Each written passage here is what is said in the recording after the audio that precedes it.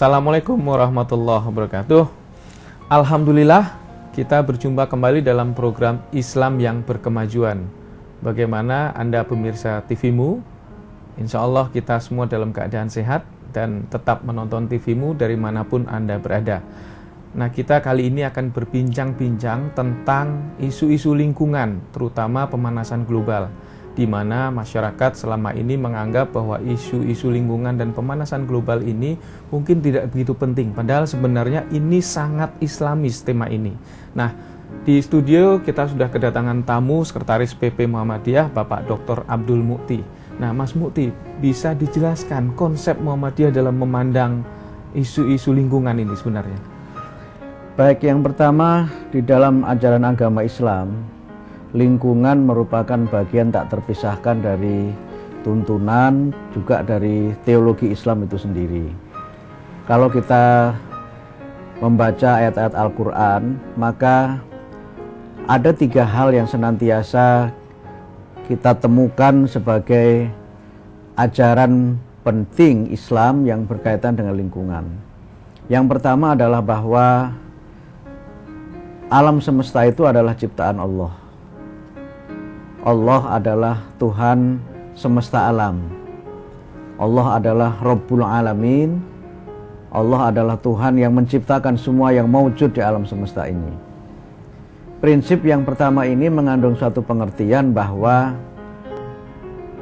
kita sekalian ini tentu tidak bisa terlepas dari alam, tetapi kedekatan kita dengan alam itu hendaknya juga disertai dengan kesadaran teologis kita bahwa alam ini maujud, itu bukan maujud dengan sendirinya.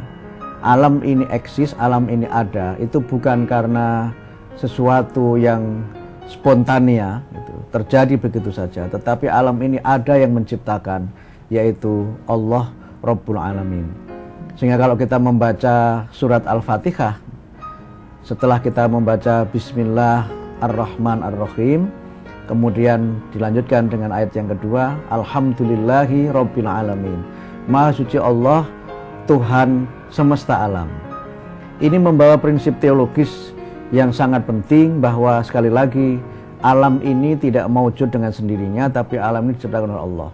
Pandangan ini berbeda sekali dengan pandangan kaum sekuler yang berusaha memisahkan eksistensi alam ini dengan zat yang menciptakan. Bahkan mereka mengatakan alam ini terjadi semata-mata karena proses evolusi belaka. Nah, ini saya kira prinsip penting ajaran agama Islam tentang lingkungan. Yang kedua, tentu alam di mana kita berada ini adalah anugerah Allah yang bisa menjadi bagian dari jaminan survival kita.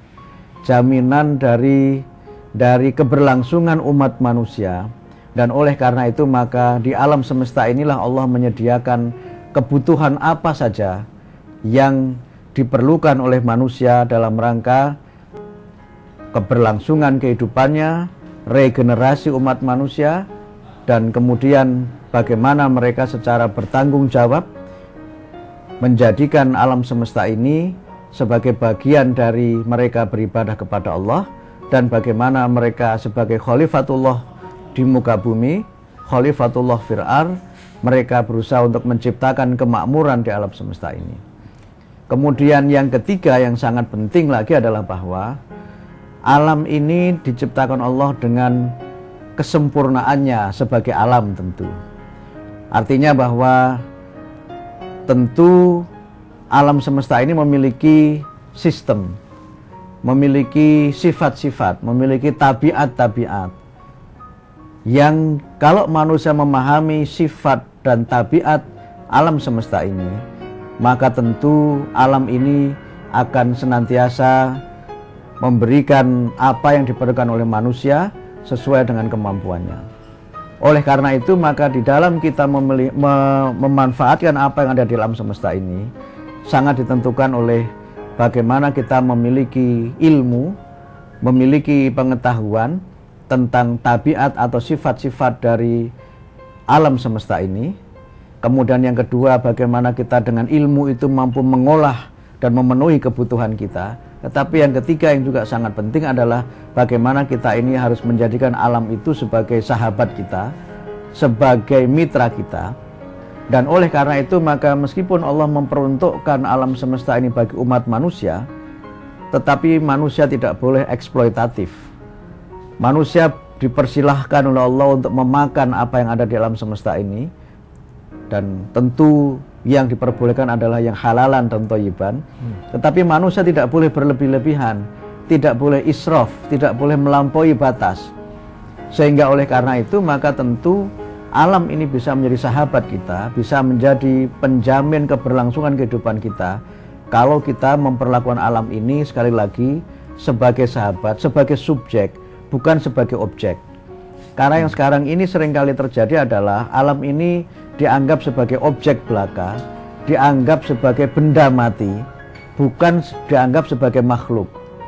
Menurut saya alam itu makhluk yang dia memiliki sifatnya masing-masing.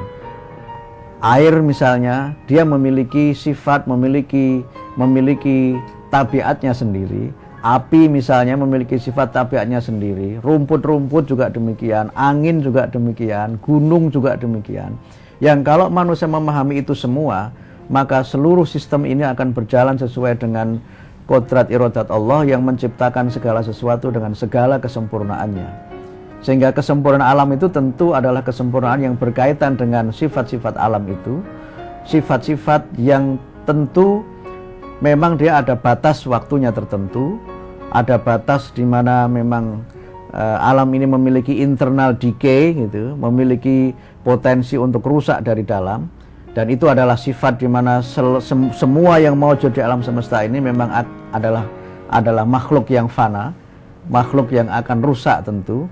Tetapi tentu kerusakan itu berlangsung secara alamiah kalau manusia memperlakukannya sesuai dengan sifat, tabiat, dan perilaku dari alam semesta itu. Tetapi kerusakan itu bisa terjadi lebih cepat kalau manusia berusaha untuk melawan sifat-sifat alamiah dari alam semesta ini, atau bahkan mungkin merusak sistem alam yang sempurna, yang serba seimbang ini, karena misalnya hawa nafsu manusia yang ingin mengeksploitasi untuk kepentingan kekayaan, untuk kepentingan kepuasan, dan bahkan kadang-kadang hanya untuk sekedar kemegahan. Baik, Mas Muti, kita akan diskusikan lebih lanjut soal bagaimana manusia ini sangat eksploratif, sangat memperdaya alam untuk kepentingannya sendiri. Ya. Tapi kita akan istirahat sejenak untuk yang satu ini.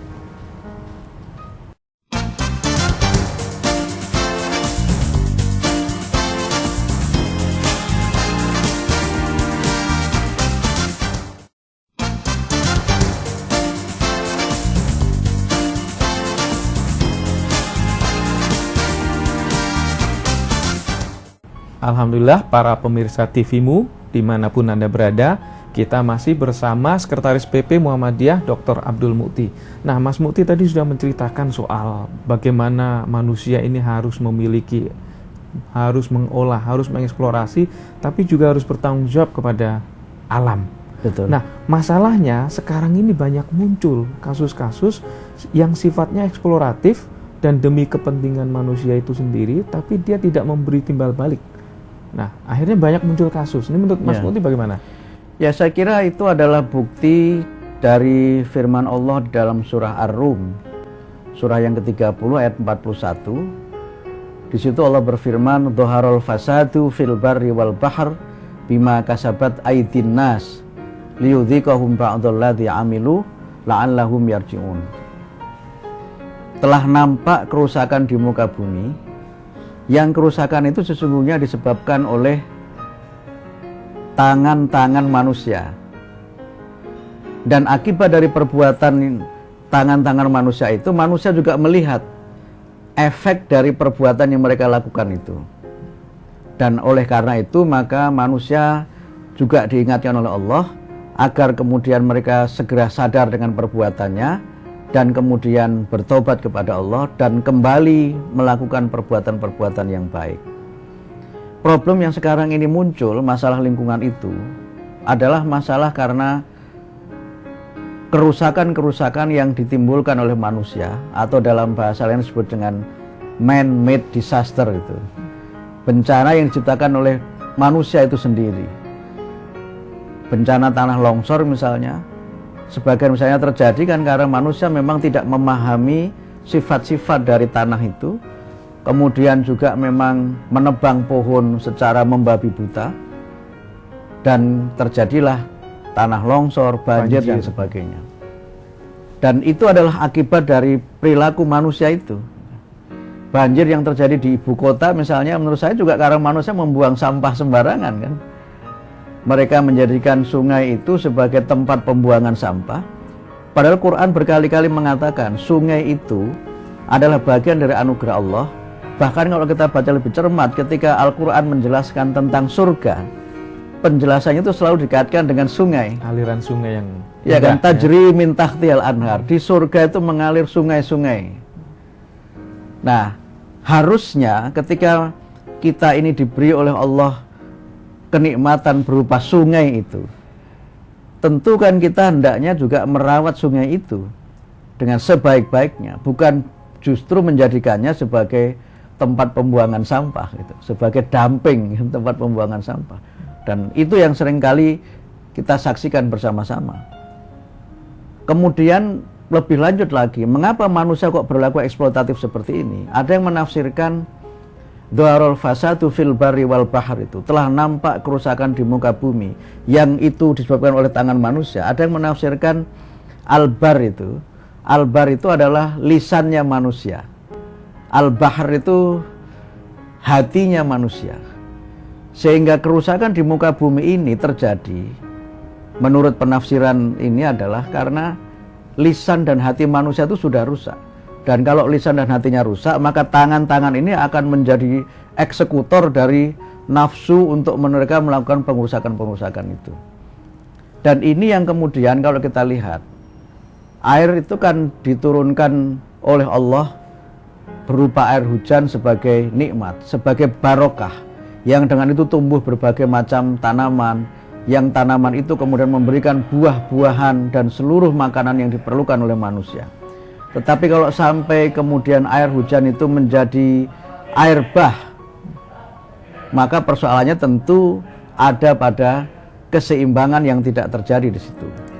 Nah, oleh karena itu maka persoalan perilaku manusia adalah persoalan yang memang sangat krusial, yang berhubungan dengan bagaimana kelestarian alam dan bagaimana terjadinya berbagai macam bencana alam. Kalau itu. Menurut Mas Muti, apakah sudah sampai tingkat parah kerusakan yang sekarang ditimbulkan? Ini kerusakan di alam semesta ini memang sudah sangat parah, dan para ahli lingkungan hidup misalnya memperkirakan dengan hitungan-hitungan yang sangat ilmiah, kalau perilaku manusia yang destruktif terhadap alam ini tidak segera dilakukan upaya-upaya pencegahan, maka bisa jadi kiamat itu terjadi lebih cepat. Dan ini yang memang menjadi peringatan dari para ahli lingkungan. Nah, oleh karena itu maka sekarang ini misalnya kita mengalami persoalan yang kita sebut dengan, tadi Mas Romi menyebut global warming, climate change, pemanasan global. Itu kan terjadi juga karena perilaku manusia, karena penggunaan misalnya sepeda motor dan teknologi-teknologi polusi yang polutif itu kan berkontribusi terhadap munculnya pemanasan global. Tata kota yang pembangunan rumah-rumahnya justru dipenuhi rumah-rumah kaca itu membuat sinar matahari itu justru memantul kembali, di dalam mereka hangat, tapi di luar kan pemanasan itu terus terjadi. Yang akibat dari itu adalah terjadinya climate change, perubahan iklim. Yang perubahan iklim itu punya konsekuensi yang sangat luar biasa terhadap keberlangsungan kehidupan dan umat manusia. Kita tahu petani-petani kita itu, apalagi petani yang di desa-desa yang memang masih bertani secara tradisional, pertaniannya kan sangat tergantung pada musim. Nah, kalau musim ini berubah, maka ada 3 ancaman yang juga terlihat luar biasa. Yang pertama tentu ancaman terhadap kelaparan. Karena petani-petani tidak bisa menanam padi, panen gagal, dan banyak sekali panen gagal, itu kan bisa mengancam kehidupan manusia karena kelaparan. Yang kedua adalah ancaman terhadap eksistensi makhluk hidup. Sekarang para ahli lingkungan memperkirakan kalau pemanasan global ini tidak dilakukan upaya-upaya penghentian secara sungguh-sungguh, maka pada tahun 2100 suhu di dunia ini akan naik rata-rata antara 5 sampai 10 derajat Celcius. Kalau suhu itu naik dalam rentang 5 sampai 10, katakanlah sekarang rata-rata di Jakarta suhunya berapa, Mas Romi? Sekarang bisa misalnya sampai 35 misalnya. Kalau kita buatlah rata-rata 35 atau 37 ditambah 5, berarti kemudian itu akan rata-rata antara 40 derajat sampai 45 derajat Celcius. Kalau suhu ini meningkat, maka bongkahan es di kutub utara itu kan akan mencair. Kalau bongkahan es di kutub utara itu akan mencair, maka permukaan air laut ini akan pasang. Kemudian bumi ini kan masih dalam proses di mana bumi ini kan permukaannya cenderung turun. Karena itu maka akan terjadi banjir yang abadi di beberapa tempat. Abadi dan meluas ya. Dan meluas. Baik. Yang itu berakibat pada naiknya air laut ke darat. Dan naiknya air laut ke darat itu akan berdampak terhadap tingginya kadar garam di dalam air tanah. Betul. Oke. Dan itu yang nanti berkait langsung dengan bagaimana survival atau kehidupan dari spesies-spesies atau makhluk-makhluk yang memang selama ini hanya bisa hidup dalam air dengan kadar garam yang rendah misalnya. Baik, itu sangat menarik, Mas. Nanti Ya. kita akan diskusi lebih jauh soal bagaimana solusi dan mengantisipasinya. Ya. Tapi setelah yang satu ini. Baik.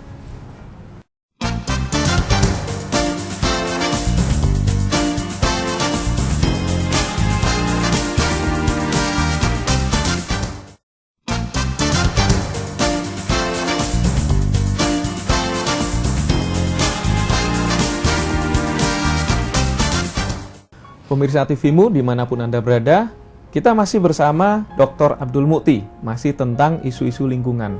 Mas Mukti tadi sudah menyebutkan dua sebab akibat karena proses alam yang rusak, termasuk pemanasan global. Nah, yang ketiga ini apa, Mas? Nah, yang ketiga, kalau permukaan air laut ini terus naik, maka ada dampak politik yang berkaitan dengan eksistensi suatu negara.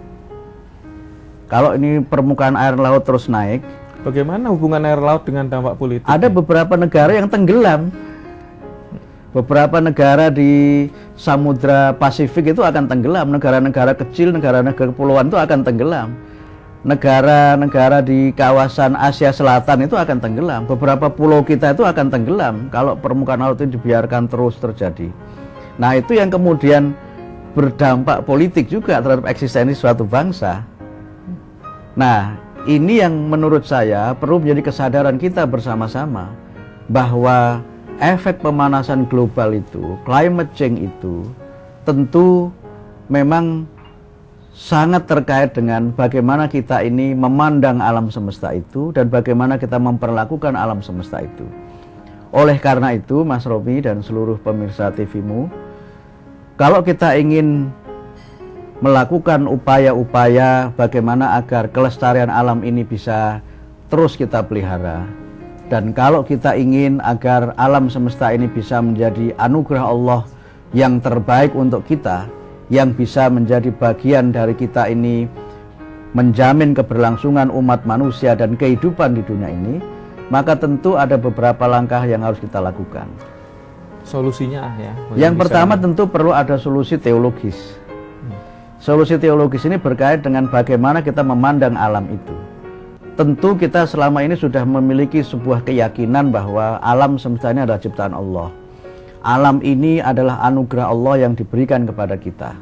Tetapi menurut saya kesadaran itu tidak boleh berhenti sampai di situ. Bagaimana kita merawat anugerah Allah itu, ini yang menurut saya menjadi bagian penting.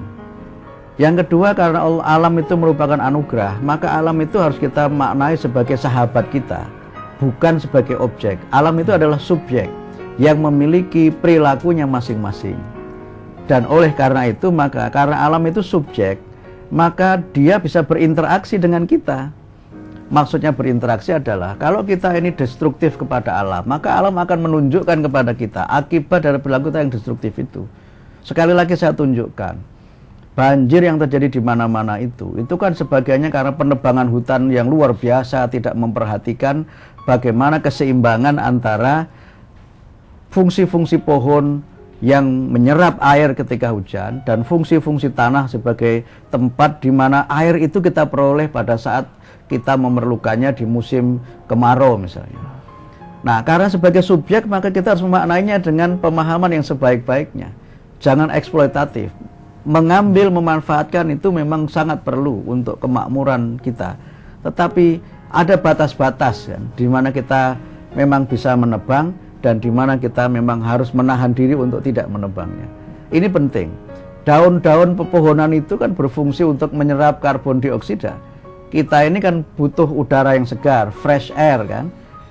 Dimana kita ini kan bernafas, menghirup O2, mengeluarkan CO2. Sementara daun-daun itu menghirup CO2 dan kemudian melahirkan O2. Nah, kalau kemudian daun-daun pepohonan itu sudah tidak ada lagi, di mana kita mendapat suplai oksigen supaya kita bisa bernafas dengan segar, hidup dengan sehat dan sebagainya. Sebenarnya Allah itu memang sudah membuat sunatullahnya luar begitu biasa, ya. sunatullah ini luar biasa. Nah, cuman manusia ini memang sering agak berlebihan. Nah, itu yang kemudian perlu langkah yang ketiga, Mas Romi. Yang ketiga apa? Di dalam kita memahami agama ini kan juga kita sering berhenti pada pemahaman yang sifatnya ritual teologis, tetapi belum kepada saya menyebutnya dengan kreatif gitu, kreatif teologis. Kreatif teologis itu begini, kalau kita bicara mengenai fikih Islam ya, ibadah di dalam Islam, di dalam kitab-kitab fikih itu bab satunya hampir selalu toharoh, Mas. Iya, selalu bersuci. Bersuci dulu. Dan kalau kita bicara mengenai toharoh, hampir semua fikih itu mesti bicara tentang air. Ya. Nah, kalau bicara tentang air kan selalu dibuat klasifikasi 3 jenis air. Air yang suci mensucikan, suci tetapi tidak mensucikan, dan yang ketiga adalah air yang najis atau air yang kotor. Kan selalu begitu. Ya. Kalau kita beribadah, sholat misalnya, kita harus berwudu. Dan wudu itu kan rekomendasi pertama adalah dengan air. Dan kita harus menggunakan air yang suci mensucikan. Perdebatan ini kadang-kadang sangat panjang di dalam teologi fikih kita.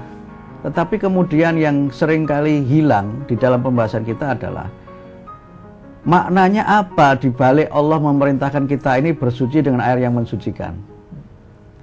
Menurut saya ada 2 makna yang hilang selama ini, tidak menjadi kesadaran umat. Yang pertama kan harus menjadi pemahaman kita bahwa secara tidak langsung Allah memerintahkan kita untuk kita ini membuat air yang suci mensucikan itu senantiasa tersedia, sehingga kita ini bisa berwudu, bersuci dengan sempurna. Ini tanggung jawabnya itu harus muncul, dan itu yang saya sebut dengan kreatif teologis itu. Yeah. Tidak dinyatakan, tapi implikasinya itu harus kita buat, karena kalau tidak, masa kita mengandalkan tayamum? Tayamum itu kan belakangan, itu kan rukhsah. Prioritasnya kan bersuci dengan air yang suci mensucikan. Sehingga bagaimana kita bisa senantiasa menata sedemikian rupa lingkungan kita ini supaya air yang suci mensucikan ini bisa senantiasa tersedia. Kalau kita mau mandi besar misalnya, itu kan juga prioritasnya dengan air. Nah, mandi kebutuhannya lebih banyak lagi airnya kan. Yeah. Nah, ini yang pertama. Yang kedua, ketika kita bicara mengenai wudhu, air itu harus mengalir. Kalau mandi juga air harus mengalir. Tetapi kemana air itu mengalir, itu jarang menjadi diskusi kita. Dan mohon maaf, kadang-kadang tempat-tempat ibadah kita itu, air wudhu itu mengalir kemana-mana, yang justru menimbulkan masalah lingkungan. Karena air tidak dibuat saluran yang baik, maka sering justru menjadi sumber genangan air yang bisa menjadi sarang nyamuk dan penyakit-penyakit yang lainnya. Atau hanya simpel kita buang saja ke saluran air, tapi tidak ada upaya untuk melakukan bagaimana supaya limbah ini dikelola dengan baik. Dan itu menurut saya menjadi bagian dari agenda kita yang saya menyebutnya tadi adalah teologis yang kreatif itu. Ya. Karena bagaimanapun juga tentu kesempurnaan ibadah kita ini sangat tergantung dari air yang bersih yang tersedia di sekitar kita. Karena itu maka Muhammadiyah melalui majelis dan lembaganya, khususnya lembaga lingkungan hidup, berusaha untuk membuat kesadaran publik. Muhammadiyah sudah menerbitkan buku Teologi Lingkungan, dan ini saya memberikan apresiasi terhadap terbitnya buku ini, meskipun nampaknya belum dibaca luas oleh warga Muhammadiyah dan juga oleh masyarakat. Perlu waktu dulu, Mas. Dan itu menurut saya penting. Saya juga mendengar misalnya bagaimana Majelis Tarjih sedang melakukan diskusi-diskusi untuk bagaimana melakukan water recycle, merecycle air supaya ketersediaan air yang mutlak ini, yang suci mensucikan, bisa mencukupi untuk kebutuhan ibadah dan kebutuhan konsumsi keseharian kita. Dan ini menjadi bagian dari agenda ke depan.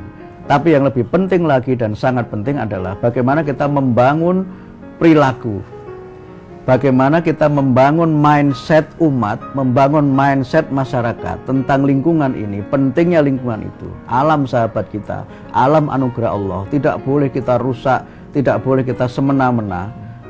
Dan ini adalah tugas peradaban yang sangat luar biasa. Kedepan Mas Romi, saya membaca beberapa literatur. Krisis yang dialami umat manusia di masa depan itu bukan krisis energi, tetapi krisis air. Mengapa krisis air? Pertama, tubuh kita ini, kata para dokter kan 30%-nya air. Ya kan? Kita mungkin bisa tidak makan 3 hari, tapi apakah bisa tidak minum 3 hari? Pasti tidak akan tahan kalau tidak minum, kan? ya. Dan kebutuhan masa depan itu adalah kebutuhan air. Sekarang ini 2 miliar dari 7 miliar penduduk dunia itu mengalami kekurangan air. Nah, oleh karena itu maka Al-Quran mengingatkan kita agar kita ini jangan boros. Saya punya penafsiran yang mudah-mudahan penafsiran ini menjadi bagian dari upaya kita membangun paradigma baru. Quran memerintahkan kita untuk makan dan minum, tapi jangan boros. Kulu washrobu wala tusrifu. Pemahaman yang lama berkembang sekarang ini mengatakan kulu washrobu itu makan, minum dalam pengertian konsumtif untuk tubuh kita. Tapi saya memaknai kulu washrobu dalam pengertian yang lebih luas lagi. Mengkonsumsi listrik, mengkonsumsi air, mengkonsumsi bahan bakar, mengkonsumsi misalnya ya buah-buahan. Itu kita dipersilahkan, tapi jangan israf. Karena itu kalau kita bisa pergi-pergi dengan jalan kaki, kenapa mesti naik motor? Misalnya, kalau bisa pergi-pergi dengan naik sepeda, mengapa mesti naik mobil? Karena dengan itu maka kita bisa membangun perilaku yang ramah lingkungan. Dan ini yang saya kira menjadi agenda kita untuk membangun perilaku, membangun peradaban yang ramah lingkungan.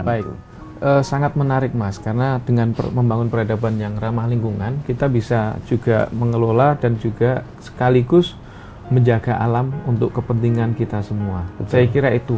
Nah, diskusi yang menarik, Mas Mukti, tapi sayang waktu juga yang akhirnya membatasi kita, ya. Nah, pemirsa TVmu dimanapun Anda berada, diskusi kita mungkin kita sudahi dulu karena memang waktu yang sudah sangat mendesak. Terima kasih Mas Mukti atas keterangannya. Semoga kita bisa makin memahami teologi lingkungan ini. Saya Romi Fibri undur diri. Assalamualaikum warahmatullahi wabarakatuh.